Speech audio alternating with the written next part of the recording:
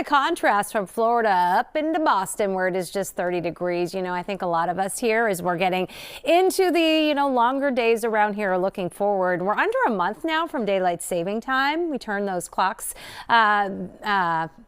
ahead 1 hour on March 9th, and there are 37 days till spring. So we're getting there. Didn't feel like it this morning. It felt very winter-like. You stepped outside. It was 3 below zero this morning in Orange. Boston, our low temperature got down to 20, but there were single digits all the way on the Cape. So we have come up quite a bit since early this morning, but it's still only in the mid-20s to around 30 degrees out there right now. And you can see our skies are looking overcast. This is kind of a thin overcast of high clouds. So there is a little bit of dim, muted sunshine out there, particularly as you go north of the Pike. The farther north that you go, the thinner the clouds are.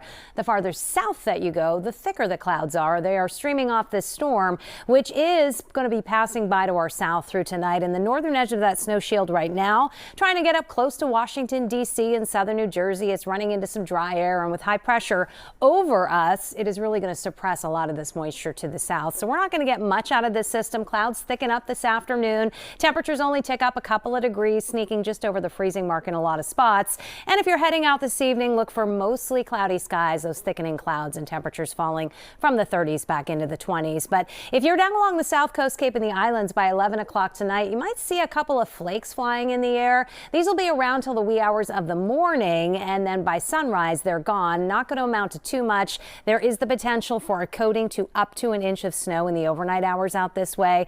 And where we have the clouds and that little bit of snow, it stays in the 20s overnight. Otherwise, we're in the single digits and teens once again tomorrow morning. Tomorrow there'll be a little sun in the morning, and then clouds increase in the afternoon. We're running in the 30s. That area of high pressure is kind of locked into our north and east as the next system approaches Wednesday night into Thursday. And what that's going to do is allow for an initial burst of snow, and then milder air aloft is going to work on in. So after that snow arrives 10 p.m. to midnight, it'll snow for a few hours, but by morning on Thursday, it's going to turn icy with some sleet and freezing rain, and that freezing drizzle could linger north and west of Boston through the mid to late morning hours. Now, during the day tomorrow, it's primarily dry, but with that east-northeasterly wind, we could see a few ocean effect snow showers, not really amounting to much. The accumulating snow, that'll rush in between about 10 p.m. and midnight Wednesday night, and it doesn't last too long. Look, by 5 o'clock in the morning, we're already changing over to a little bit of icing with some sleet, freezing rain near the Pike, and just plain rain farther south.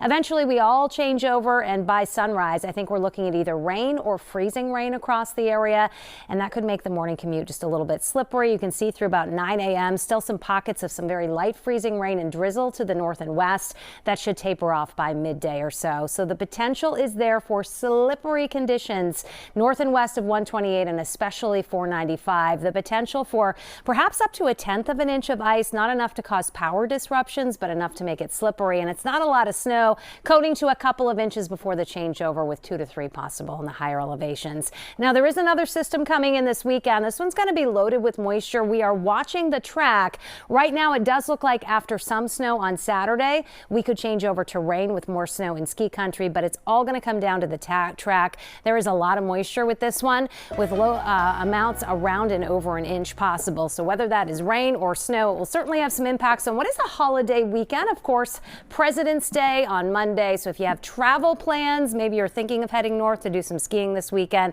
check back on the forecast. We'll be watching it for you and fine-tuning in the days ahead. Erica?